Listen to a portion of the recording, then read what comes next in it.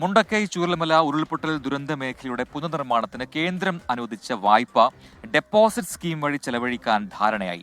ഈ സാമ്പത്തിക വർഷം തന്നെ തുക ചെലവഴിക്കണം എന്ന നിബന്ധനയിൽ ഇളവ് തേടി കേന്ദ്രത്തെ സമീപിക്കാനും സംസ്ഥാനം ധാരണയായിട്ടുണ്ട്.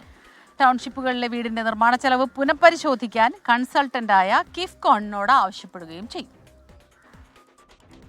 നിബന്ധനകൾ എന്തുതന്നെയായാലും വയനാട് പുനർനിർമ്മാണത്തിനായി ലഭിച്ച കേന്ദ്ര വായ്പ ഉപയോഗിക്കാൻ തന്നെയാണ് സർക്കാർ തീരുമാനം. കേന്ദ്രം അംഗീകരിച്ച 16 പ്രൊജക്ടുകളുടെയും നിർവഹണ വകുപ്പുകൾക്ക് പണം കൈമാറുന്ന ഡെപ്പോസിറ്റ് സ്കീം വഴി ഈ സാമ്പത്തിക വർഷം തന്നെ തുക ചിലവഴിക്കണമെന്ന നിബന്ധന മറികടക്കാനാണ് മുഖ്യമന്ത്രിയുടെ നേതൃത്വത്തിൽ ചേർന്ന ഉന്നതതല യോഗത്തിലെ ധാരണ. ദുരന്തബാധിതരുടെ പുനരധിവാസം സമയബന്ധിതമായി പൂർത്തിയാക്കാനും ഉന്നതതല യോഗം തീരുമാനിച്ചു. ഗുണഭോക്തൃ പട്ടികയുടെ 2ാം ഘട്ടം ഉടൻ പ്രസിദ്ധീകരിക്കും. നോഗോ സോണിലെ താമസക്കാരാണ് 2ാം ഘട്ട പട്ടികയിൽ ഉണ്ടാവുക. ഗുണഭോക്തൃ പട്ടികയിലുള്ളവരോട് ടൗൺഷിപ്പിൽ താമസിക്കുന്നതിനുള്ള താൽപര്യം ചോദിക്കാനും തീരുമാനിച്ചു. കെട്ടിടങ്ങൾക്ക് ചിലവാകുന്ന തുക പുനഃപരിശോധിക്കാൻ കിഫ്കോണിനോട് ആവശ്യപ്പെടാനും ഉന്നതതല യോഗത്തിൽ ധാരണയായി. ഓരോ യൂണിറ്റിനുമുള്ള തുക കൂടിപ്പോയെന്ന വിമർശനം സ്പോൺസർമാരും പ്രതിപക്ഷവും ഉന്നയിച്ചിരുന്നു. ഈ സാഹചര്യത്തിലാണ് ഇത് പുനഃപരിശോധിക്കാൻ മുഖ്യമന്ത്രി നിർദ്ദേശിച്ചത്.